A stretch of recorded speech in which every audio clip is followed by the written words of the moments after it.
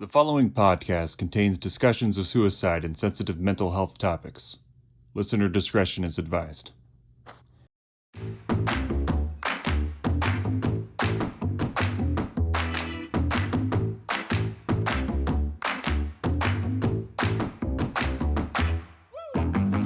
Hello, and welcome to Psyched for Sanity. I'm one of your hosts, Dr. Brindle Doss. I am a clinical psychologist specializing in the treatment of trauma, geriatric psychology, and psychological assessment.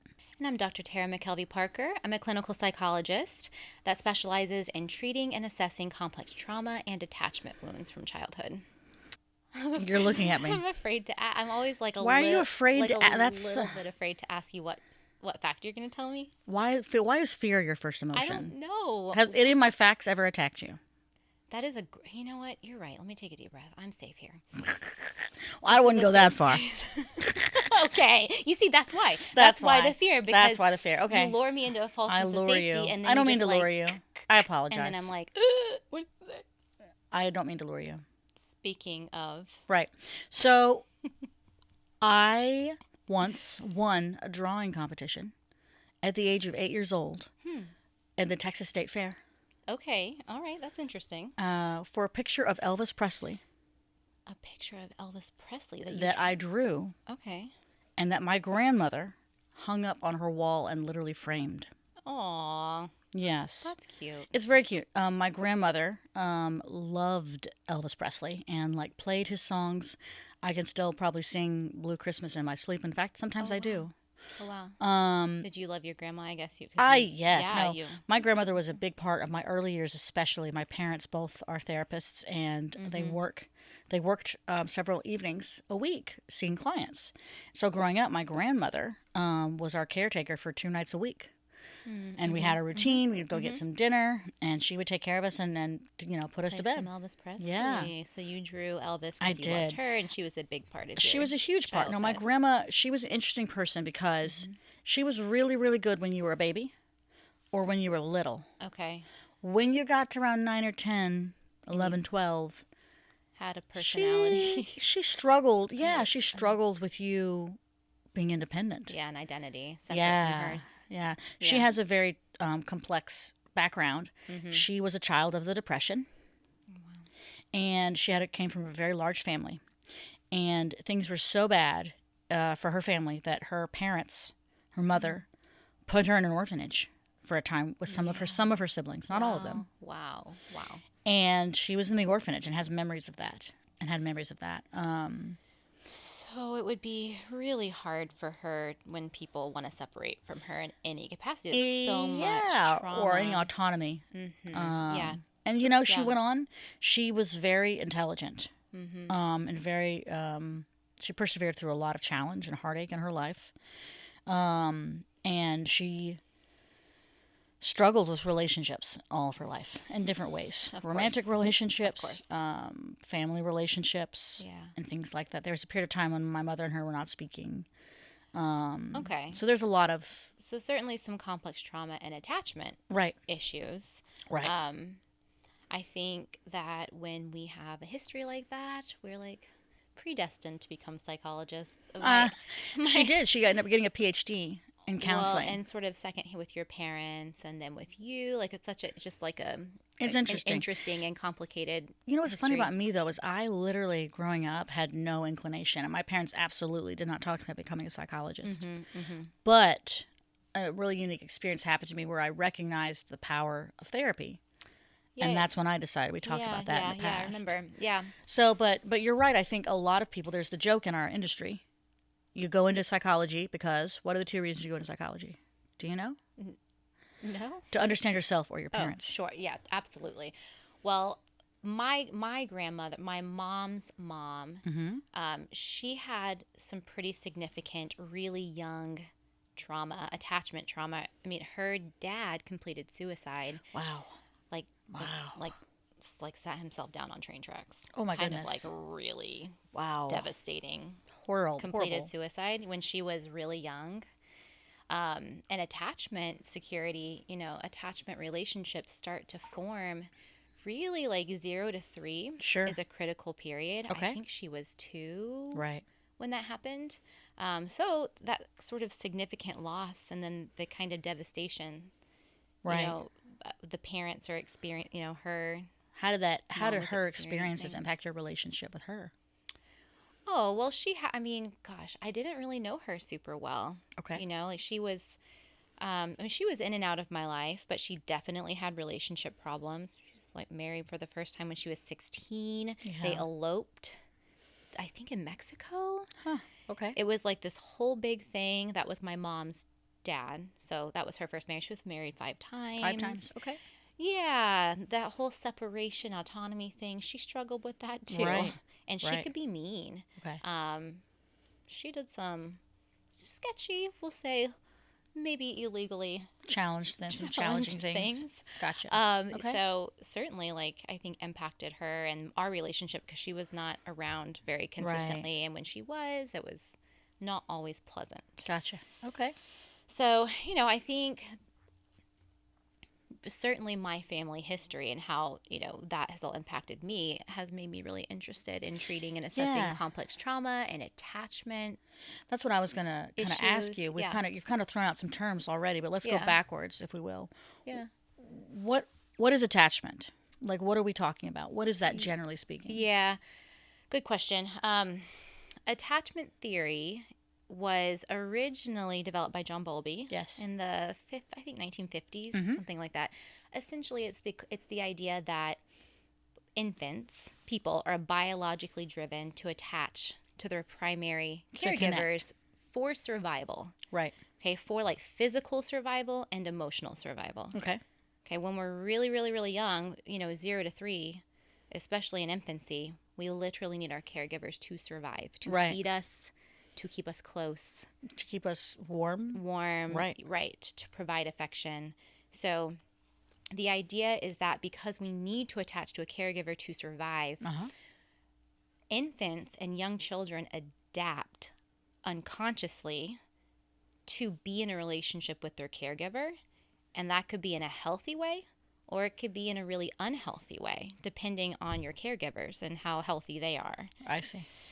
And so, the kind of attachment relationship you develop with your parents is very, very important. It actually really, and this is like pretty solid psychological science. Well, this is not only solid psychological, but it's like, over 60, 70 decades of research that has confirmed and reconfirmed Yes, that the science and the theory. behind attachment theory. Yes, this Yes. is very solid. Absolutely. Like the kind of relationship that you develop with your parents, attachment relationship, really determines how you tend to view yourself, how you view other people, Right. how you are able to be in relationship with people, Sure. and how you learn to cope with your emotions. So important. And that kind of, you sort of segued into my next question, which is, so we have an idea of what attachment theory is now at a very general level. Yeah. But why is attachment so important? Like, why should people care what their attachment style is? Well, it literally, again, like the attachment relationship you develop with your parent, it turns into a blueprint in your brain. It's called internal working model. It literally wires your brain to Right. Literally view neurochemically wired. literally wired to view yourself in a particular way, to view other people in a particular way, to sort of relate to people in a particular way, and also to cope with feelings in a particular way. So when you have a secure attachment, Yeah. that works out pretty great for you. Right. Okay, like in terms of being able to people with secure attachment, it's not like their histories are perfect. They can Right. experience trauma. Bad things happen to secure Bad things people. can happen, but it's the relationship they have with their parents that protect them from carrying the trauma forever. And we say parent, but we're speaking generally of any kind of adult caregiver or caregiver role. Attachment figure. Attachment figure. So in attachment theory, generally speaking, mom is the primary attachment figure In most Western cultures. sort of Western cultures. But really across culture, it's whatever attachment figure is there, like caregiver, most frequently, like proximity wise, Right. that ends up being primary. Correct. So, that's In certain cultures, it might be more collective, where there might be a group and or a primary, where it's not necessarily the biological mother. yeah. But yes, Yeah. there's a primary and main attachment figure. Primary main attachment figure. So people with secure attachment usually are pretty confident in themselves. They can their self-esteem it's pretty stable. It might go up and down a smidgen, but it stays within a zone. It stays pretty stable. Yeah, they may have doubts, they may have insecurities, but like they're generally able to rebound, and they feel pretty decent about themselves.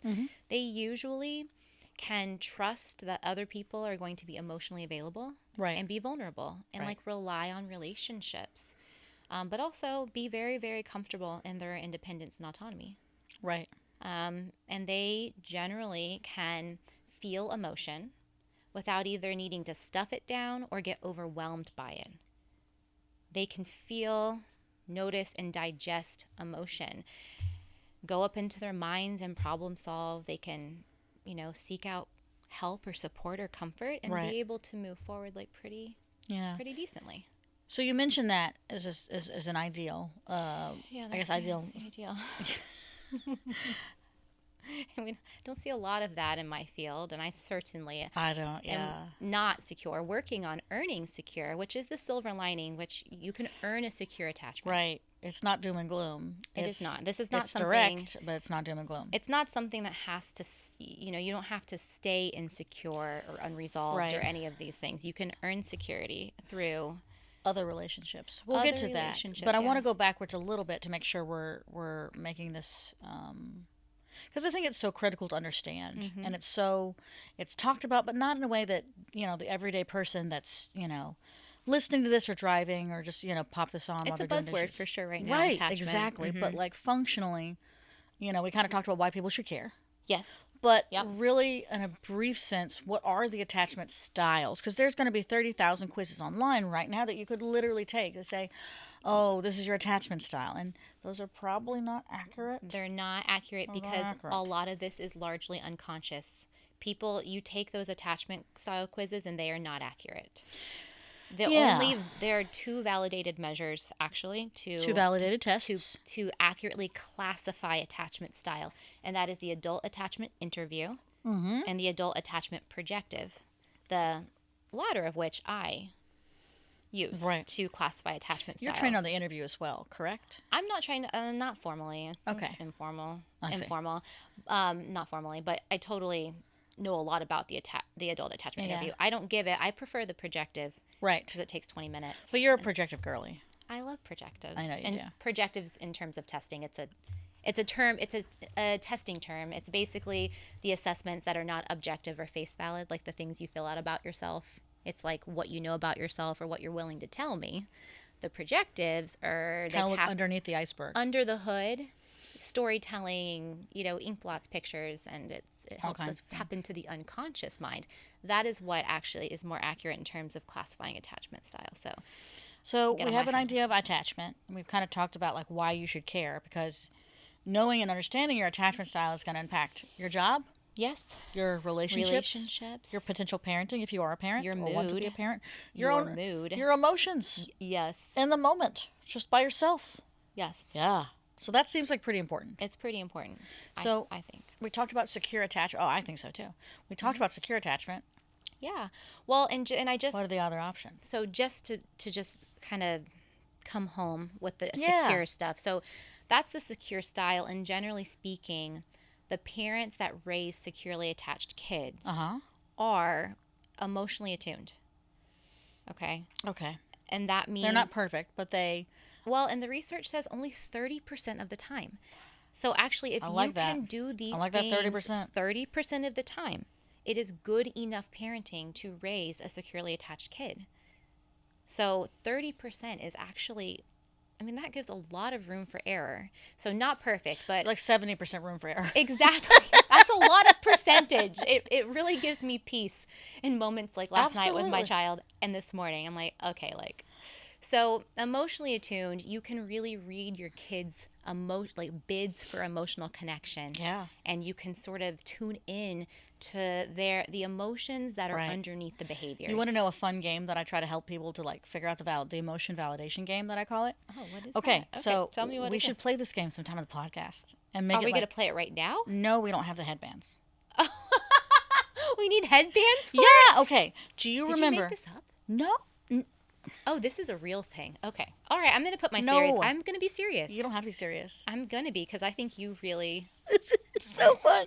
So there's this game. Ellen used to play it on her show, the TV show Ellen. Oh, And there's yeah. a version of it that I don't know if Ellen created it or what it's called, but it's basically like there's a name or something on my forehead on a headband. Okay. And I can't see it, and you have to say things to get me to say. Okay.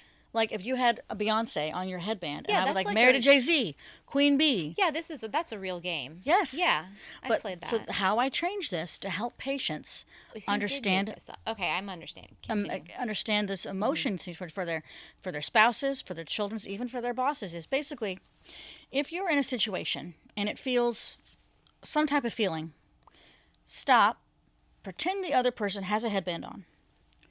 Pretend there's an emotion on that headband. You don't have to get them in this game to guess the emotion, but you need to read the emotion on their headband and respond to that emotion. Oh, okay, interesting. So let's say Tara's and I are going to go for coffee later, which we probably are. And Tara's coming in, and her face looks angry, and her eyes look like kind of closed, and her body's really tense. And I'm trying to figure out she seems like she's angry. Is she mad at me? Is she mad at the barista? Is she mad at the guy in the car in front of her? But basically, I just need to know the emotion. So I'm like, okay, I think Tara's headband is saying she's angry. Hey, seems like you're angry. Is everything okay? Did I do something to upset you? Or sometimes you can just say, especially if it's a child or a spouse, hey, you seem sad or you seem upset. Is there something I can do to help? And then you stop talking. I think the hardest thing for parents is when the emotion is not obvious, when it is for a young kid in particular coming out behaviorally, right, with tantrums or Right. being more controlling or all these things we talked about in a previous episode. Right. There are emotions underneath the actions like fear. Exactly. And so an emotionally attuned parent, it's not necessarily like they respond perfectly every single time, but Right. they can notice that their child is scared and they can label it and they can sort of, as best as possible, help Right. regulate it and So the- offer connection and support. And that's where if you focus on pretending they have that feeling on their head, it's the first step is to get Yes. attuned. You have to know what the feeling is. You have to know the feeling and you have to you have to sort of interpret it. Emotionally Exactly. attuned, secure parents are sort of they're able to do that. They sort of are able to be emotionally attuned and connected as opposed to punishing or rescuing or critical. Because if you just focus on the behavior, you're just going to react negatively. Right, and you may focus on behavioral correction or punishment, which is a more dismissive parent thing, and I'll get into that. But so they're emotionally attuned, secure parents. They're able to stay decently well regulated to be emotionally attuned. As we've Yeah, you talked have to about, be- you can't be regulated. Right. If you're not, it's hard to be attuned. Is there another word? Because we use the word regulated a lot, but we're both psychologists. Calm is what I mean. Yeah, I basically yeah, mean that's that what I you mean feel too. calm. You feel like relatively Comfortable. confident, relatively calm, Yes. and relatively like you know what the F you're doing.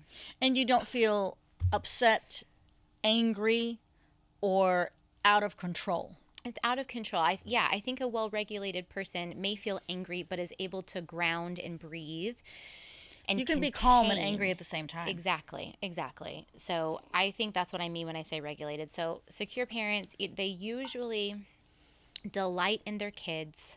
So lots of just positive mirroring. You walk into the room and they're excited to see you. Right. They generally help their kids organize their feelings. This is a big one. When a kid has a hard experience, a securely attached parent will help the kid tell the story. They'll help them speak about what happened. They'll help them make sense of what happened. It integrates the experience into And their within that, they psyche. validate, basically. Emotional attunement is always sort of like recognizing feeling, being able to empathize. Of course you're sad. Being able to validate, I get that, honey. I felt that way before. Yeah. I use the example with And- people that, even adults, because adults, we don't do this well either. Because emotional validation is something that's not been talked about, I think, until the last, what'd you say, like 10, maybe 15 years, but last 10 years for sure. In popular culture, like in Yeah. the world outside of a Yeah. therapist's office, I didn't hear validation until more recently, is my Okay. point. We've known about it, but we Mm-hmm. were trained in it. So for someone that's not trained in it, emotional validation is new in a Right. sense. But I Right. think what I always try to help people is The analogy that I use a lot, and I'm definitely a metaphor gal Yes, in you therapy. are. And also an eyebrow wiggler. I can't control them. And I just You think know- caterpillar. Ouch. Or like that from That's not attractive from at Alice in all. Wonderland. Why, it's just worse. I hate that one. That's my least favorite one. Yeah, he's kind of creepy. It's so creepy. Yeah, I don't. And there's that's- smoking, and there's all that's- kinds of shenanigans, and there's a child that is lost in a hole. You have like a darker outfit on. It kind of like a smoky. All right. It's like I don't know. It just You're came into my really brain. you're falling off the bandwagon. I here. know. Let's get back on. I'm sorry. What were you saying? I don't even know. No, I do. Validation. My Validation. metaphor Your metaphor. There you go. for helping people recognize that their emotions, all of their emotions, even if their thoughts are not accurate, their feelings. Yeah. If you have an ice cream cone and you're at a beach and it's a hot day and you have your favorite flavor, what's your favorite flavor? I don't want to say it because it's boring. Cookies and cream. That's no one not make fun of boring. me. That's a great flavor. Actually, come at me. Do it. No, no one come at her, please. I'm joking. We don't know the internet. You We're provoked 40-something moms. Please don't come at us. We're delicate. Just kidding. my No, God. but so you're at the ice cream. You're at the I'm beach. There. I'm there at the beach. I've got my cookies and cream ice double cream. double scoop because it's a splurge day. And the ice cream truck just drove away, by the way. Okay. And then some jerk volleyball player bumps into you, and guess what happens? Well, it falls obviously, and Into I'm the just sand. really sad. Well, but you're sad and you're upset. You're probably maybe frustrated, angry even, right? I think no, because anger is hard for me. I would be sad. So generally, most people, for example, Tara, most people would feel some version of upset. Okay. But a lot of people do what they do is like, oh, I shouldn't be upset about that, or oh, I shouldn't be mad about that, or they Minimization. dismiss and minimize their emotional experience. Yeah. We do that all the time. Yes. We actually do it in a way that's considered kindness. Oh, don't cry. Well, and so okay. Going back to attachment with that one. Yes, so don't this- cry. That's a bad This one. is so okay. So that's securely attached parents. Yes. That they just last little thing. They are really, really, really good securely attached parents at receiving and giving connection at the same sort of capacity as like wanting their kids to achieve. They really, really Right. really promote emotional connection, and also so this dependency independence thing. Right. They're really good at letting their kids be dependent on them when needed and supporting their exploration. So then you get a healthy balance in a person of interdependence. When they're secure, Absolutely. they can be on their own and autonomous and safe in that, and also rely on other people in a healthy way. It's a two-way street. It's a two-way street. So that's the secure. That's ideal. What the research shows is about 50% of the population right now went down Right. from 60 to 50 Yeesh. Okay. recently. We'll talk about that later sometime. Yes. So then there's two insecure types. Okay. Okay. The one you're talking about with, when the minimization of feelings is sort of the key way that they've learned to cope is a dismissive attachment Dismiss yourself, style. your feelings, and other people's experiences. Dismissive, yes, or anxious avoidant Okay. is the child term. So these parents, I often say that they can deal, but they can't feel. They're pretty functional parents. Dismissive parents, they are, they encourage quality time. They're very invested in their kids' extracurriculars and school activities. They do not do feelings. They don't really, they're not attuned. Do they understand them? Not, it's, they have a superficial understanding of feelings. Okay. They have an intellectual understanding of Right. feelings. Okay. They are usually not tuned into their emotional experiences. Right. And they can't tolerate emotions very Right. well. So they tend to, when their kid comes to them and their kid is sad because they Right. fell off a bike, they're the parents who say, Or their "It's ice cream okay. falls or something sad Right. or bad happens. Don't cry. We'll get a Band-Aid." So they're functional and supportive, but they're not going to sit there and say, "Oh, sweetheart, it was so scary. That was so Or sad. it's so upsetting, Like, or or- you're yes. so mad. Like, of course you are. Like, and then we get the Band-Aid. Dismissive parents want to jump right over the emotion Yes. because it Not is acknowledge. uncomfortable for them. Yes. And so dismissive parents unintentionally dismiss their kids' emotions by problem solving, giving advice. Cheerleading is a common one. "Oh, honey, don't be sad. So-and-so probably just said that thing because they're jealous." like, so cheerleading is a common dismissive parent technique. It looks positive, but it's not as helpful. Correct. Distraction is a big one. Let's go get some ice cream. That'll make you feel better. You can look at this instead. Or it's sort of like the emotion. We're just going to jump. It's any kind of tactic that it's a knee-jerk reaction to make your kid feel better. You want to make them better, not acknowledge. You want to make them feel happy. Okay. Dismissive parents are really focused on their kids feeling happy. How does that look at adulthood? Right. So, generally speaking, these kids, they learn to not be in touch with their bodies and their emotions. They live in their logical brain. Right. And so as adults, when they get older, they often do not know how they feel. Yeah. They legitimately do not know how they feel. And right. and really, dismissive parents are very focused on achievement. So these adults are usually pretty functional, pretty achievement-oriented, very productive, very responsible, but they don't know themselves. Upset. Depressed, burned out. They don't know Exhausted. Their emotional selves. They don't know their true selves. They're on a hamster wheel trying to gain validation. Right. Because that's really what their parents focused on growing up. There wasn't a lot of connection or emotionality. So these adults, they usually feel pretty insecure and anxious, but they're usually not aware of it. Right. They're hyper independent, really struggle with vulnerability. And lonely. They usually want connection so badly, actually, but they just don't know how. Vulnerability and closeness is scary because there's a fear of rejection. Yeah. Because every time their parent dismissed their emotions, it coded in their brain as a rejection of their self. Right. So these people are actually very afraid of being vulnerable and showing themselves. Okay. So intimacy in relationship is really hard. Right. And I think from the if you don't know your emotions and you don't know your experience, it can lead, and I've seen it lead to the deep end of depression. Mm-hmm. And to some dark and dangerous thoughts. Because when you feel nothing, that can be dangerous. Yeah, for sure. Yeah. So I want to make sure we have time for the other styles and to kind of wrap up this conversation. So we've talked about secure. We talked about dismissive. Yeah. And, maybe we can talk about preoccupied, and then we can get to the last category in a different episode, because I'm thinking that might be it's going to be a whole thing. Probably what my grandmother and your grandmother potentially was. But on the flip side of the there's, insecure dismissive, and then there's insecure preoccupied, or anxious ambivalent is another name for it. And they have parents, I say, that they can feel, but they can't deal.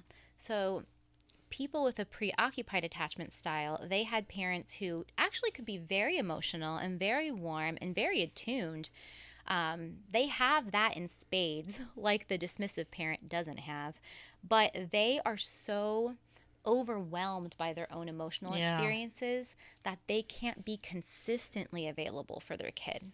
They can't get the Band-Aid. So sometimes they can get the Band-Aid. And sometimes they can't get the Band-Aid because they're so anxious about what happened. And sometimes they're sort of holding the boundary. And sometimes they're overwhelmed by guilt and they can't hold the boundary. So a non-fancy way is wishy-washy.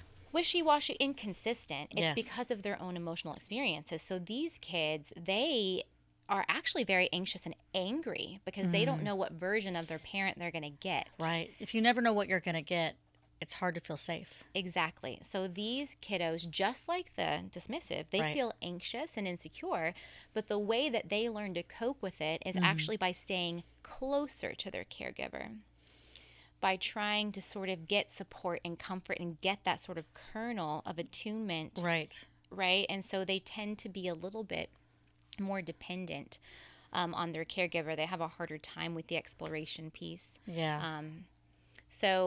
And they do a variety of things to stay close to their caregiver. One may be physical clinginess, but other, maybe acting out in crisis to sort of elicit comfort. To bring out that response from the parent. Yeah, exactly. To focus on their parents' needs instead of their own needs. Do these children become caregivers of their parents' emotions and their experience? A lot of times, because these parents, their emotions just fly because they can't self-soothe. That's the biggest issue. So the preoccupied grows up, and they are usually emotional, and they are usually warm and empathic, but they cannot self-soothe to save their lives. They never learned emotion regulation. Right. And so, because it was so inconsistent from parents, so they will focus on other people. Everyone else but them. To feel safe. So that may be clinging when they're scared to their partner, or trying to control their partner to make themselves feel safe. Right. Or amping up their distress to elicit comfort, because they are very, very, very scared, and they don't know how to soothe themselves, and they are over-reliant on other people in their lives to self-soothe. So, really they're avoidant of their inner experience, and they, or they're uber caretakers of other people. Everyone else but me. Everyone else but, Yeah. And it's actually very unhelpful. Right. And can create a lot of chaos and turmoil. And challenge. Challenge, for sure. I think that overview of those styles is really helpful, and I think this is a great place to kind of like segue and think about what can you take away from today and our brief primer. Now, this is important. This woman here is literally like so dialed in on attachment style and theory and therapy, and actually applying this in the room with patients, that she has like 50,000 episodes we could talk about this. So you're going to hear more from us about this topic. But today, she's saying, dial it down. I'm not saying dial it down. I'm saying, like, you have so much to give us to share. I love this stuff. It's like my favorite thing to I know, read and about, you're so good at it, and you're so good at well, explaining it to us and connecting it, making, I think, what you do a great job of. And I'll start, I guess, tonight, whatever it is. Tonight, this morning, this afternoon. Yeah. You do a great job of explaining this to people and how it relates to their everyday life. And what I take away from today is your ability to connect with people and make really esoteric, complex topics. I know I use the word esoteric. Look it up. I'm just kidding. You don't have to look it up. I'm not your boss. You make really complex things understandable to people in their everyday lives. And that is really meaningful and valuable and important. And I value you. Oh, thank you. You're always so nice with your closing statement. Well, you make it sound like I'm not nice every day. This is my discomfort with nice things. That's my own attachment stuff. We'll talk about that next. I've really enjoyed sharing this with you. I really love talking about this and talking with you about this. I think it's so important, and I'm like a nerd about it. So I'm like excited to share it with like everyone else too. Yeah, I'm excited to hear more. Yeah, thanks.